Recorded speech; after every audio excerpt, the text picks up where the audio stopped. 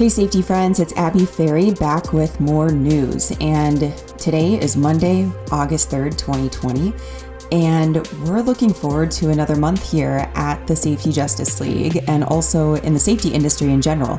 There is the OSHA Safe and Sound Week initiative, which is coming up later this month. Let me make sure I have the dates for you. It is August 10th through the 16th. And Safe and Sound Week is your chance to highlight what your company's doing well, and also a time to find out what you could do better. So the pillars of OSHA's Safe and Sound Week, there's 3 pillars.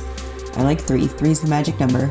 And the first one, maybe in no particular order, is management leadership.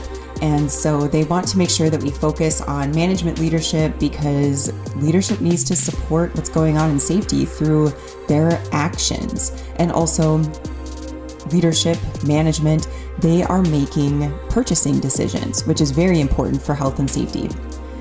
The second pillar is worker participation, which if I were ordering these, I'd put it first. And probably the biggest challenge, but also the biggest opportunity, especially during Safe and Sound Week, is to get workers involved in what's going on at your organization for safety. So however that looks at your organization, based on your culture, based on what you're doing with COVID restrictions and gatherings and how you're managing maybe virtual gatherings, or maybe this year's Safe and Sound Week, you don't have maybe an in-person luncheon or breakfast, but maybe there's something done virtually and that you can still reach the workers that way and make it meaningful. So I say it's a challenge, but it's an opportunity to do something different, which means that it will be something memorable. So make sure it's a positive memory.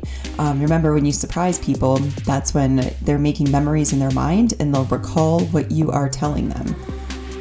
The third pillar of Safe and Sound Week is find and fix hazards. And so there's a lot of different ways you can do that at your company. And OSHA has some really cool, actually some new tools for how to do this. So they have some really great resources. You can go to osha.gov/safeandsound.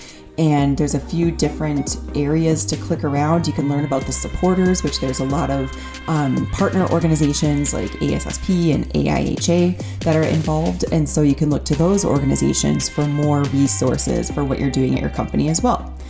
They also have a section called Develop Your Program. And so that's where they get into those 3 pillars of management leadership, worker participation, and find and fix hazards.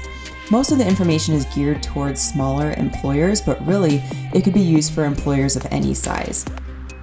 If you haven't looked at the OSHA publication called Safety and Health Program Recommended Practices, again, I say it's actually good, but it's actually good. It's something put out by OSHA and it's pretty modern and there's some great information in there. Also, you'll see all the green and white branded information that is made specifically for Safe and Sound Week. And so you can really make a splash at your organization with some new visuals, at least by using the information and the postings from OSHA. So make sure to check there first. Don't reinvent the wheel.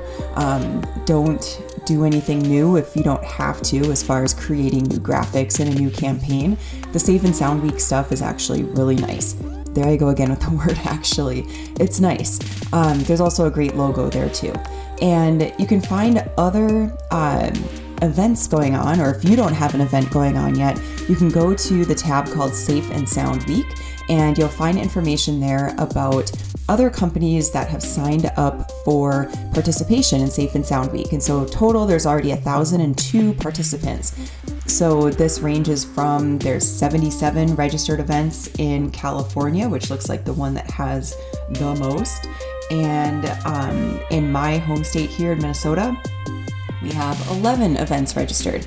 And if you click on there, you'll find that there's a free public event listed for the entire week, and that is from the Safety Justice League. So we are doing Safe and Sound virtual and doing daily podcast drops as usual. So each podcast that's released the week of Safe and Sound Week will have a Safe and Sound Week tie-in, which really a lot of the stuff that we do anyway and discuss has a Safe and Sound Week tie-in related to management leadership, worker participation, and the finding and fixing of hazards. So look for more information that week. We've got some interesting episodes coming up that week as well.